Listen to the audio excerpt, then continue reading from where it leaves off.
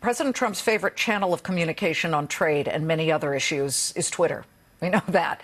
Twitter just added a loyal follower, the S&P 500. We are just 18 and a half hours away from Twitter making its big debut on the S&P.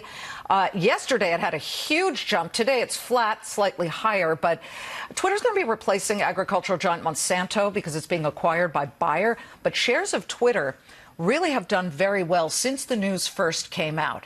So often that happens where a company is added to the S&P 500. This time it may be a little too late to cash in on Twitter now, but don't worry because our traders have the S&P 500 crystal ball right now for your portfolio. To the floor show. Guys, which stocks do you think will be the next contenders to join the S&P 500? Teddy, you first.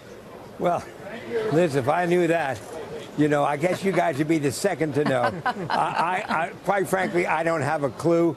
In my 50-some-odd years of being here, I'm sure I've owned a few of those puppies when they've gotten picked, but I can assure you it was because of luck, not because I figured it out. I don't know how they determine which stocks they're going to pick, but obviously when they do get picked, at least initially, it's a big plus for them.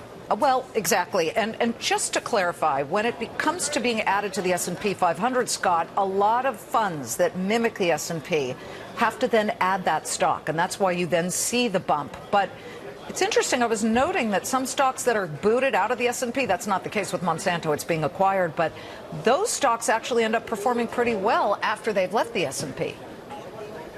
You're right, they do, and you would think because the funds, that track the S&P have to buy the ones coming in, you think there'd be just this massive sell-off, and there typically is not. But when I look at, some of the big stocks and the big movers and market caps that are out there right now, there's two that really stand out to me. And like Teddy said, it's a lot of luck trying to just predict this. But I look at Square and I look at Zillow Group.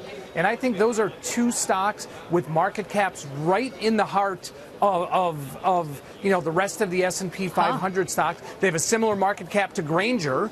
That could really be the next ones on the forefront, especially Square. This company has really evolved, really revolutionized, payment processing, the electronic mobile platform here. I think that's one really closely to look at in the future.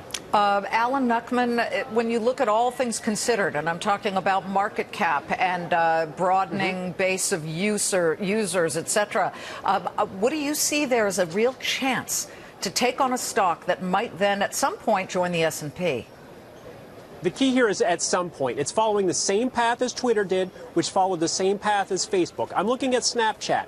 Snap right now is trading at about $14. It bottomed out at $10. That's after being at 30, so it's gone essentially straight down in the last year and a half. Remember, the same thing happened in Twitter after its IPO, but now once it got back above the 26 level, which was its original IPO price, right, it found a base and it's up and away. That same thing happened in Facebook. I know it's been a long time, but Facebook's IPO price was 38 and it went all the way down below 20. So I think Snapchat getting back above 17 could be a very, very positive sign. And I see some technical bullish divergence, meaning it made new lows, but not new highs in volatility, meaning the sellers might be exhausted.